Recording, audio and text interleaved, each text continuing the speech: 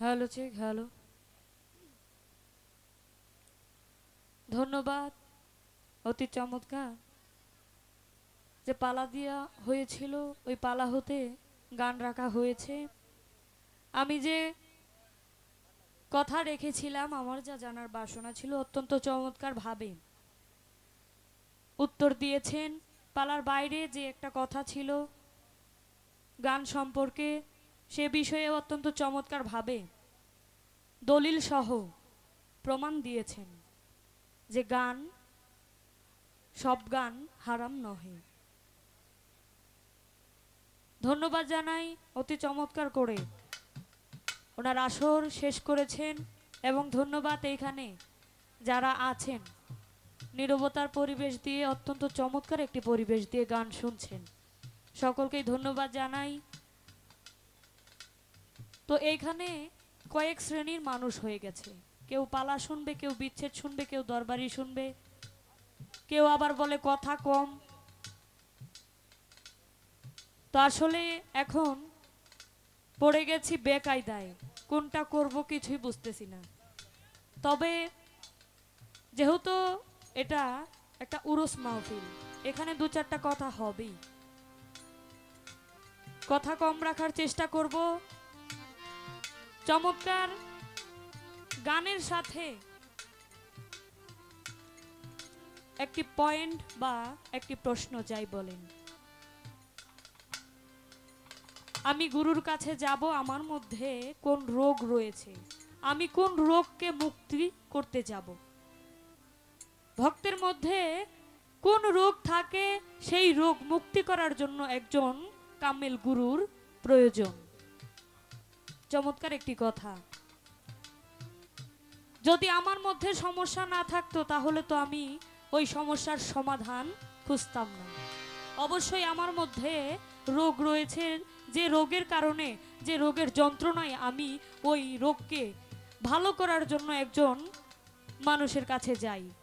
সেটা হোক রোগী একজন ডাক্তারের কাছে যায়, সেটা হোক একজন শিষ্য একজন কামেল গুরুর কাছে যায়। তো আসলে রোগ, শিষ্যের রোগ কি হতে পারে?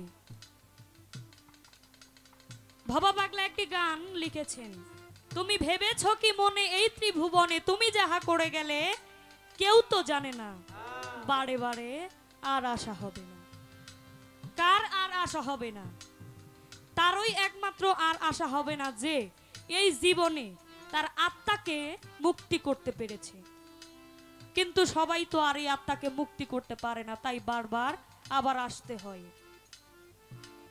তো আমার রোগটা হচ্ছে আমি আত্মার যন্ত্রণায় রয়েছি।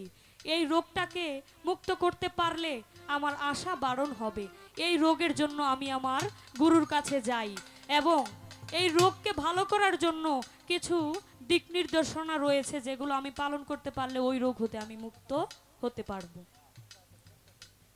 ধন্যবাদ। আমি অল্প কথায় রাখার চেষ্টা করেছি। গানে গানে প্রশ্ন করার থেকে আমি একটি দরবারি গান রেখে তারপর ছোট করে একটি কথা রাখবো, যেন প্রশ্নমূলক গান করলে কিন্তু অনেক সময় লাগে, কারণ একটা গানের মধ্যে অনেকগুলো প্রশ্ন থাকে। আর একটা গান ভাঙাইতে গেলে এমনিতে একজন শিল্পীর 1 থেকে 2 ঘন্টা সময় লাগে। কিছু কিছু গান সারা রাত্র শেষ হয়ে যায়, তারপরেও ওই গানের সমাধান আসে না। ধন্যবাদ। বাবাজিকে স্মরণে রেখে গান রাখছি, বিচ্ছেদ গান রাখবো, সারা রাত্র ব্যাপী গান হবে, এখানে গান হবে। ধন্যবাদ, নীরবতার সঙ্গে শোনেন।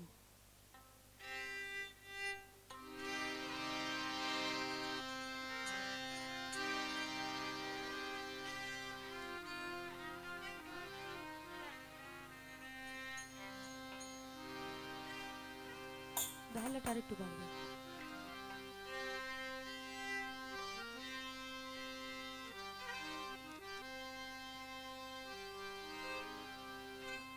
লা ইলাহা ইল্লাল্লাহু মুহাম্মাদ রাসূল।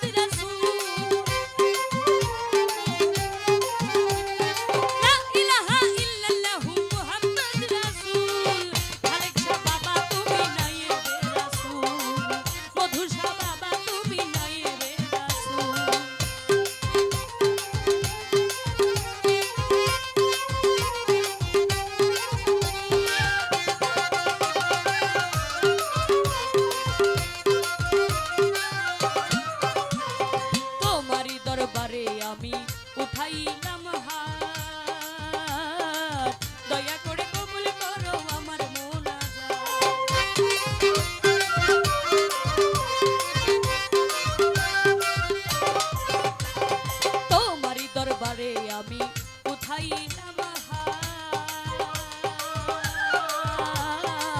দয়া করে কবুল করো আমার মুনাজাত তুমি আমায় দিও বাবা তোমার চরণ ধূল তুমি আমায় দিও বাবা তোমার চরণ ধূল অভিচান বাবা তুমি নাইবে রাসূল বালুচান বাবা তুমি নাইবে রাসূল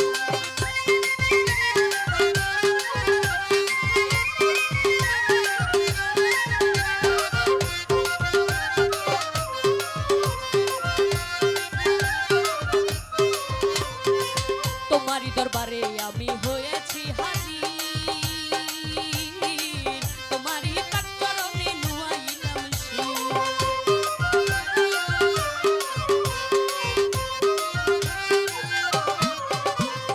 তোমারই দরবারে আমি হয়েছি হাজির তোমারই পাকচরণে নুয়াইলাম শির তোমার ছবি রাখতে মনে হয় না যেন ভুল মধুচান তোমার ছবি রাখতে মনে হয় না যেন ভুল ফালুসা বাবা তুমি নাইবে রাসূল মধুচান বাবা তুমি নাইবে রাসূল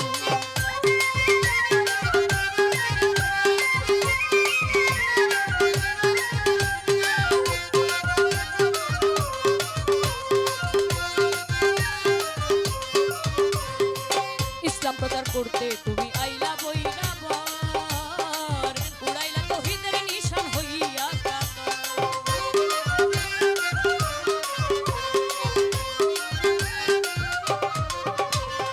ইসলাম প্রচার করতে তুমি আইলা বইরা বর উড়াইলা তৌহিদের নিশান হইয়া তুমি আমায় দিও বাবা তোমার চরণ ধূল বাবা তুমি আমায় তোরাইও ফুলছে রাতের ফুল ফালুসা বাবা তুমি নাইবে রাসূল ফালুসা বাবা তুমি নাইবে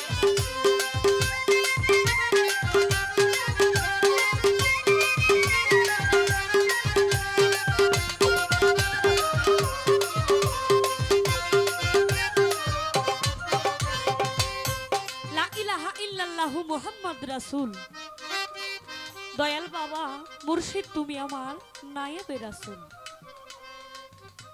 রাসূল আওলাদে রাসূল এবং নায়েবে রাসূল দুই জিনিস অলি আউলিয়া যারা নায়েবে রাসূল এই নায়েবে রাসূল কোথা থেকে এসেছে কাদের মাধ্যমে এই নায়েবে রাসূলের উৎপত্তি ঘটেছে যেহেতু পালা শুনতে অনিচ্ছুক তাই আমি গানে গানে যেন সময়টা বেশি না লাগে পালার ক্ষেত্রে তাই আমি এতটুকু ছোট্ট করে পালাটাও যেন হয়ে যায় এখানে আবার যারা আছেন তারা যেন বিরক্তও না হয় এতটুকু আমার গুরুর কাছে আজকে জানার বিষয় থাকবে এইখানে এই নায়েবে রাসূলটা কি আওলাদে রাসূল এবং নায়েবে রাসূল দুই জিনিস এর কারণ কি আর এই নায়েবে রাসূল কোথা থেকে এসেছে কারা এই নায়েবে রাসূলের অন্তর্ভুক্ত এতটুকু আমার জানার বিষয়